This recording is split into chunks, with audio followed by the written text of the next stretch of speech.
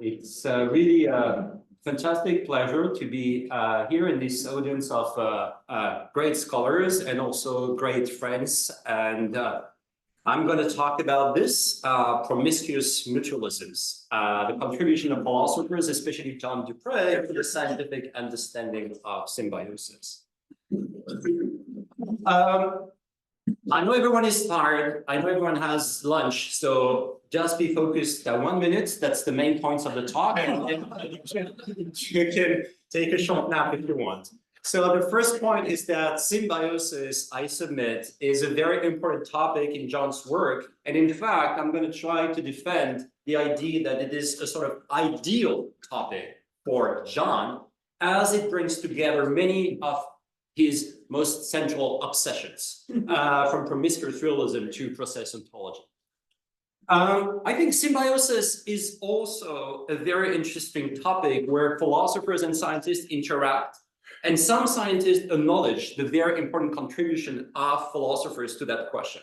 So because one of the things we were asked to do today is to talk about Egenis and the connection between the sciences and the humanities, I thought it was a great example. And then I'm going to say a few words about the way in which John has inspired my own work on the interface between the immune system and symbiosis. And I'm going to try to show that it brings some interesting philosophical and scientific insights on that question. Okay, so first I'm going to talk about symbiosis in John's work. I will detail what some philosophers have said on symbiosis, why I think that symbiosis is a central topic for John. And then I will present a quick account of this idea of the interface between the immune system and symbiosis as just one example that can be developed about this question. And I will try to show that in my work, there is a sort of very philosophical component, even metaphysics of science-like component, where I've tried to talk about biological individuality in a way which is informed by immunology, and a very theoretical biology-like part of my work, which is more about trying to offer conceptual and theoretical frameworks that immunologists can find useful in practice. And I will show you one example of one thing we're doing in the lab. I forgot to say, I'm part of an immunology lab, a pretty big lab in Bordeaux, and we are an interdisciplinary team within that biology lab. Many of the things I'm going to say today are related to my own obsession, and I'm really sorry about that. It is philosophy in science. And philosophy in science is just one very general factorization that we try to develop with some of my colleagues recently, including from a bibliometric point of view. This is why I will be a little bit boring with some bibliometric details about John in a minute. We think that philosophy and science interact in thousands of very interesting ways. One way is when philosophers try to use philosophical tools to address scientific problems and provide a scientific response to that scientific problem. So this is very special. This is a situation in which philosophers say, I want to really address a problem which is shared with the everyday practices of scientists. And then they use philosophical tools and provide an answer to that, which is supposed to be publishable in a scientific journal because it is a scientific response to a scientific question. This is really one way in which I think philosophers can generate scientific contributions. When I present that idea, most people say it's impossible or we all do that. And both ideas are wrong. Both are wrong. Okay? It is not equivalent to scientifically informed philosophy of science. I've been doing philosophy of science for years, and a lot of philosophy of science is scientifically informed, and this is great. Hence, or philosophy in science is much more than that. It's not just being scientifically informed. It is intervening in science in ways that make you a legitimate person that contributes to science because you have something new to say that is useful for the scientists. Also, philosophy in science has very interesting connections with other approaches, including philosophy of science in practice, for example, but also complementary science. It was great for me to meet Hazok a few years ago and talk about that. I think basically complementary science is much more about the science that we do and the scientists don't do. And this is, I think, what is so important in this critical aspect of complementary science. Philosophy in science is much more working with, according to what we heard this morning, sometimes working for, in a way which can have some problems, but also can be very useful to make that kind of contributions visible to the community. All right.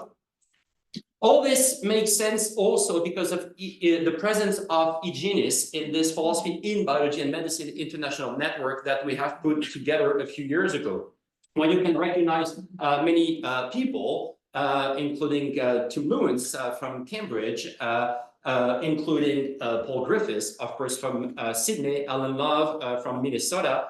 John is also here from, not Arantxa, but John is here in the room from San Sebastian. And of course, Exeter and Egenis have been, from the start, major partners in this network. And of course, one of the things that Egenis does is really to put together all these different domains in ways that were completely inspiring for us in building this network.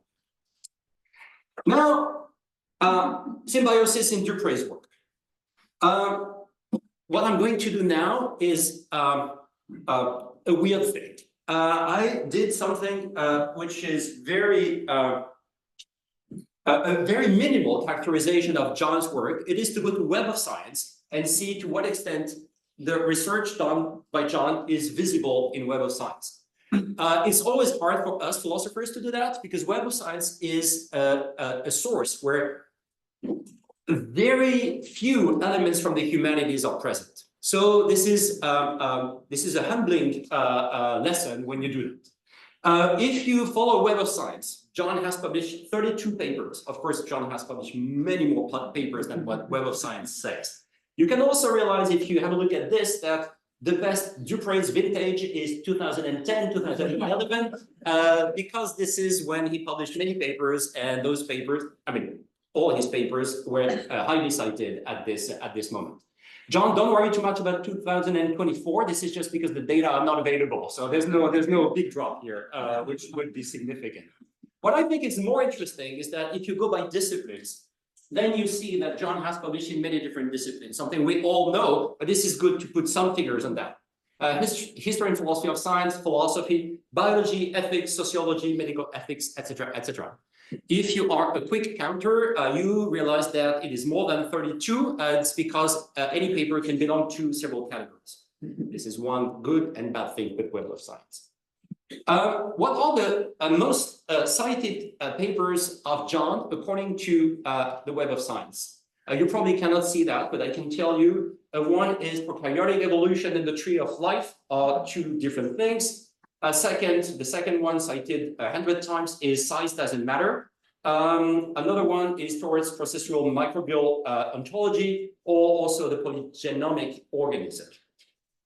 If you go to Google Scholar, you will be much more happy because Google Scholar counts many more citations than Web of Science. And this is just to give you a rough idea of the fact that Web of Science doesn't count very well citations to books. And of course, for a philosopher, it is a major question. And second, as I just said, it counts only scientific publications mainly. The humanities there are relatively absent.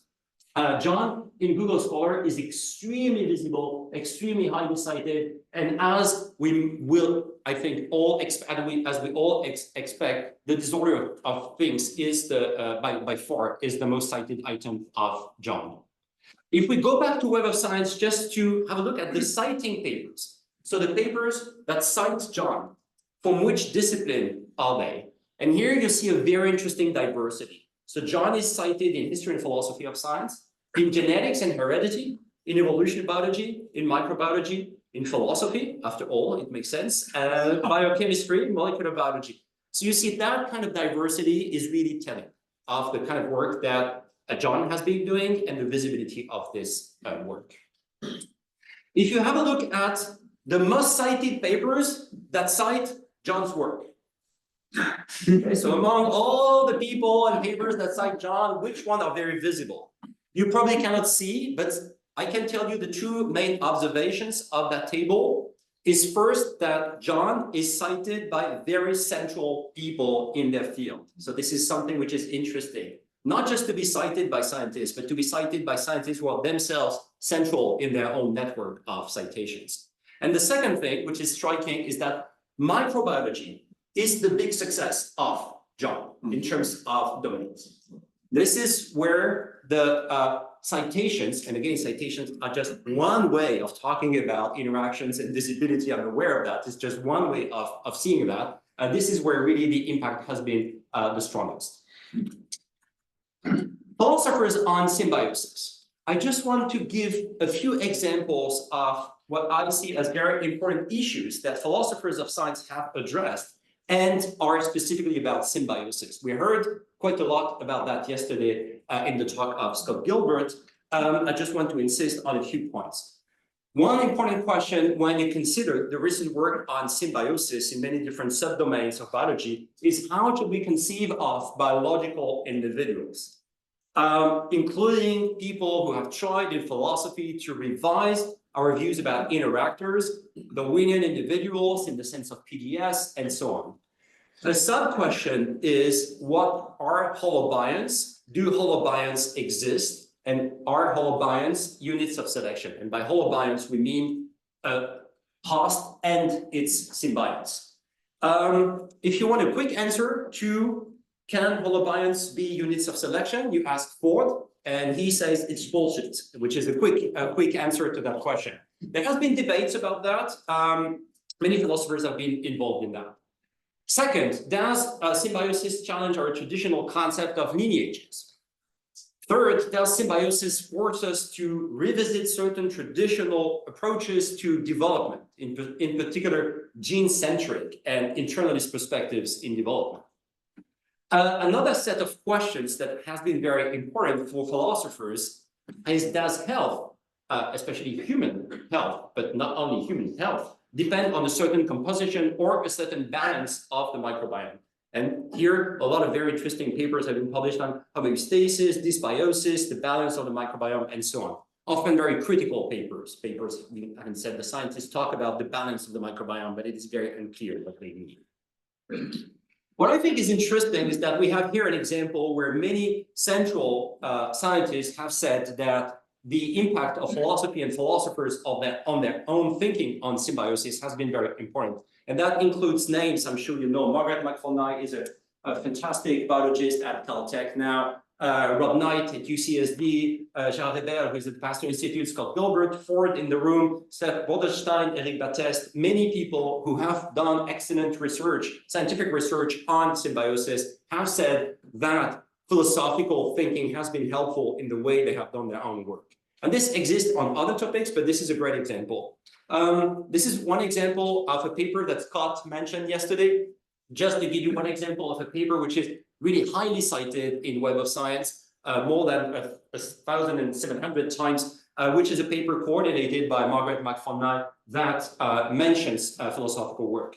And another example is a paper by Scott and Fred Torber and Jean Saab, who was mentioned this morning, A Symbiotic View of Life, We Have Never Been Individuals. So here we're talking about papers that have been absolutely central in the field. So what does John say about symbiosis and why I think it is central in his work? The first thing I want to say is that if you, for the last time I promise, go back to Web of Science and you check among the papers published in History and Philosophy of Science, those who talk about symbiosis or microbes and microbiome, the papers, the most cited papers you get are those ones. And I'm sure you recognize many names from Warwick Anderson to Doolittle, Maureen O'Malley, Scott Gilbert, Matteo Mosio, many people I'm sure you recognize. And John is in red. So John is in two papers which are among the 20 most cited Web of Science papers about this question. So John is visible in History and Philosophy of Science as someone who has worked on symbiosis. Second thing I wanted to say, which is more funny for me, is that some people here are scientists and they are very, very famous scientists. I don't want to talk about Ford Doolittle because he's in the room, but if you take the example of Jack Gilbert here, you see something which I think is very interesting. Jack Gilbert, any paper by Jack Gilbert is normally cited at least 500 times. I mean, he's super, super famous. When you publish in a philosophy journal, even if you're a very famous scientist, you're not cited very much. So this is very reassuring. This is more a question of where you publish rather than your intrinsic capacities to say something interesting. But anyway, John is very visible about this. I think it's absolutely clear that the work that John has done on symbiosis has been informed by a fantastic scholar, Maureen O'Malley, who was trained, in fact, with Ford Doolittle in Dalhousie, and came to Egenis with, I think, a lot of knowledge on microbes. And you can see here 10 publications of John and Maureen together. And as you can see, given the numbers, these papers have been extremely cited and extremely central in the field, as we heard also this morning. So symbiosis, I believe, is one of the very ideal topics for John, because symbiosis has a very strong connection to the question of processes. I'm going to explain that. Natural kinds, metaphysics of science. Also, one of the most impressive things that have been done here at Egenis, which is to do interdisciplinarity in a way which I think is absolutely exceptional. Not just doing philosophy and science together, for example, but in fact also adding history of science, STS, sociology in general, anthropology sometimes, art sometimes, etc. I think symbiosis is a wonderful example to understand that kind of interdisciplinarity. And also symbiosis, as I just mentioned, is a great example to think about the crosstalk between philosophy and science specifically. My own perception of that is that John has a very personal worldview that has changed through time. Philip mentioned that yesterday, and I think that was very, very illuminating.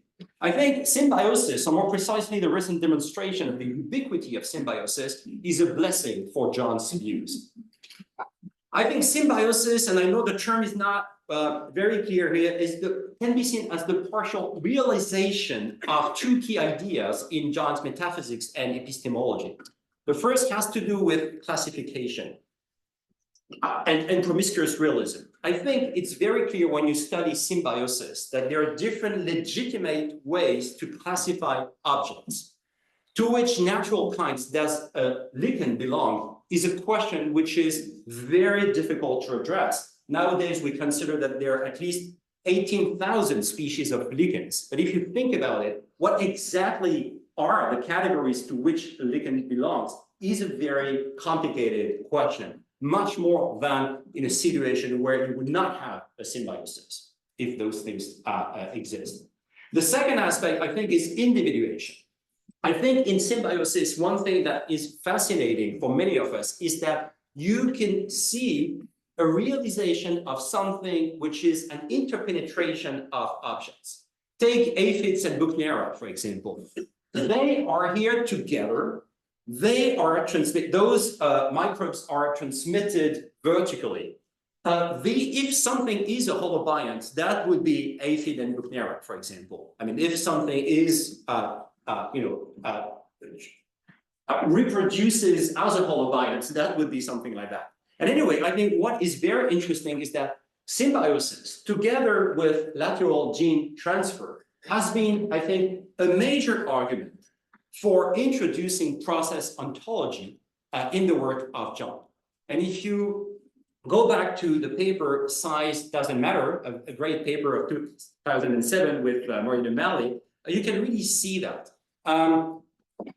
I think that John is very impressed at that time by the fact that you can see many examples of organisms and lineages that actually fuse and separate.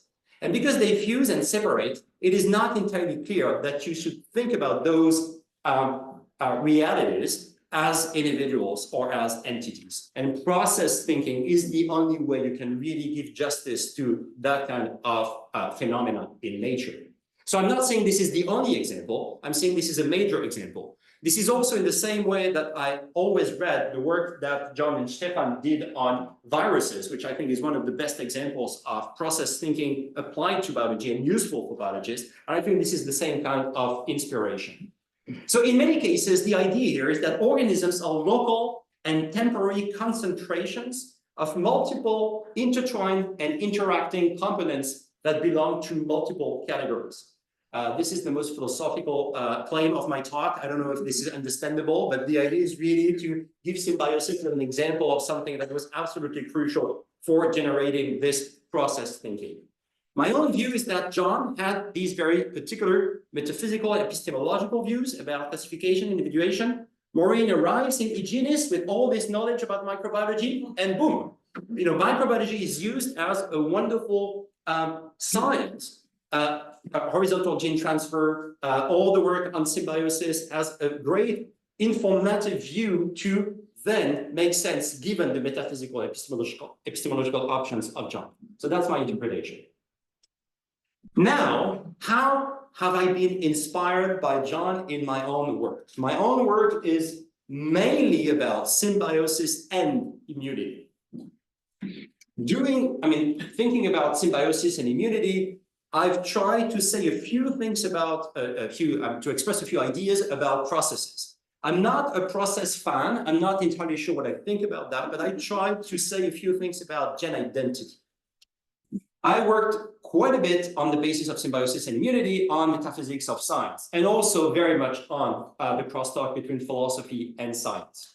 A little bit on the integration of different methods, including history of science, to understand that kind of process. So the first thing I tried to do, very much inspired by discussions with John, is to offer a revised approach to biological individuality. And the first thing I want to say, which maybe is obvious to you, is that individuality is absolutely central in immunology. So just echoing one of the things that Dan said this morning, I was also very surprised to see that philosophy of biology is 90% philosophy of evolution. This is great. Evolution is fantastic, but there's so much going on in biology. Second idea, people have been talking about biological individuality for 25 years, and almost no one talks about immunology, even though this is the science where people say, we are the science of individuality. Maybe they are wrong, but this is very weird to develop a full account of biological individuality that does not even pay attention to the only science that pretends to be the biology of individuality. So again, maybe they're wrong, but this is interesting to investigate. And I really think that collectively, it was fantastic to work on evolution. It is still fantastic to work on evolution, but we must work, as Dan said this morning, on many different topics if we want to talk to the biologists and to impact their own research. Immunology is a lot about individuality for a very simple reason. It all started at the end of the 19th century, but the main moment was the First World War, when people started to try to do grafts on people that were injured during the war. And then something that was already well known, but not so well, really appeared. If you want to do an allograft, the graft of someone to someone else, this is going to be rejected in almost all cases. And then people started to think, why is that so, that my immune system is not going to accept something that would be so useful to me, because I would like to have this skin, I would like to have this arm or this whatever. And this is when some people, during the beginning of the 20th century, really thought the reason why you reject that graft, even though this graft would be very useful for you, is the same reason why you reject pathogens. And rejecting pathogens is a great thing for you. This avoids the kind of pathologies you can see here. And the reason why you're doing that is because you're rejecting non-self. So everything which is non-self is going to be rejected by the immune system. The idea being that through evolutionary times, immune systems have evolved for the capacity to detect non-self. So the price to pay for being able to eliminate pathogens is that you're going to eliminate things like grafts that could have been useful. This generated the self-non-self theory, and Burnett, the Australian virologist, was the main artisan of this idea. The idea is that you're going to accept the self, you're going to reject the non-self, and this is very explicit in these books, for example, by Burnett. My own work has consisted in trying to show why the traditional self-non-self theory is wrong. And there are many experimental and conceptual arguments for that, but one big set of arguments concern symbiosis. Nonetheless, I do not want to abandon the idea that immunology has something to say about boundaries of organisms. I think it has a lot to say about that, and we have to rethink this question of boundaries of living systems in a way which is much more complex and flexible than what the self-non-self suggested. So one of my aims was to provide a novel account of immunological individuality, thank you, and a novel theoretical framework for immunology, very much in the spirit of philosophy inside. So basically the idea is that the self-non-self is both a scientific theory and a metaphysical claim about individuality. So I tried to offer an alternative account of biological individuality and an alternative account for immunologists that could be useful in practice when you do immunology. Basically, what I try to show in my element, which is not a book, is that the immune system does three crucial processes. Filtering over entry, it says you can get in, you cannot get in. Filtering over presence, it says to something which is inside, it says you're going to stay, you're not going to stay. And also a lot of plasticity, and I can explain that if you want. And what I try to show is that all these processes ensured by the action of the immune system are absolutely crucial for the main dimensions of biological individuality, which are accountability, delineation, persistence, cohesion, and uniqueness. And basically what I try to do is to show that every organism, because of the work on symbiosis I mentioned before, must be seen as a multi-species community, but this is a very strongly unified community. And my conviction is that we can show that the immune system is a major unifier of the incredible diversity of the components that are inside on you at the moment when we are talking. The immune system is constantly doing a work of inclusion and exclusion, which is not based on the origin of what is seen by the immune system. So the immune system is a fantastic system of delineation, which is not a system based on the origin of the target. So the question is not, are you self or non-self? From the point of view that was the point of view of Burnett, which is the question of, are you coming from the inside? Are you coming from the outside? So this is not a question of origin, but this remains a question of delineation. And I do believe that, that immunology can help us to do that in very interesting ways. Every organism from this point of view is a immunologically unified chimera. And this is what I call heterogeneous individuality. I think that one of the main lessons in recent immunology for me has been the fact that now there is a very strong consensus that immune systems exist everywhere in the living world. So prokaryotes have an immune system, plants have an immune system, invertebrates have an immune system, which to me has been the most important change in immunology, even though many immunologists do not realize that. I also try to show that symbiosis is a major argument in favor of gen identity. Gen identity is a very complex concept. I don't want to go into the details. I don't have time for that. This is one possible way to understand identity. And David Hall, who has been cited many times for his work on interactors, is also a fantastic thinker about gen identity. And one thing I did is that reusing the schemas of the paper by David Hall of 1978, which is one of my favorite papers, where he presents this comparison between lineages and organisms and make a very strong comparison saying that all of them are individuals in the sense that he wants to promote. And I have tried to show, and this was my very modest contribution to the fantastic book by Dan and John on Everything Flows. And the idea was really that symbiosis, the ubiquity of symbiosis makes the diagrams of Hall switch from weird and rare to weird and everywhere. So I think what he presents here is in fact everywhere in nature because of this ubiquity of the phenomenon of symbiosis. Very quickly, the puzzle that has been very, very important for me in my theoretical work is why is it that the immune system does not eliminate the microbiome? And this puzzle emerges when you consider the self, non-self. If the self-non-self theory is true, we should eliminate the microbiome. And given that we usually consider that 50% of our cells are microbial, we have a problem.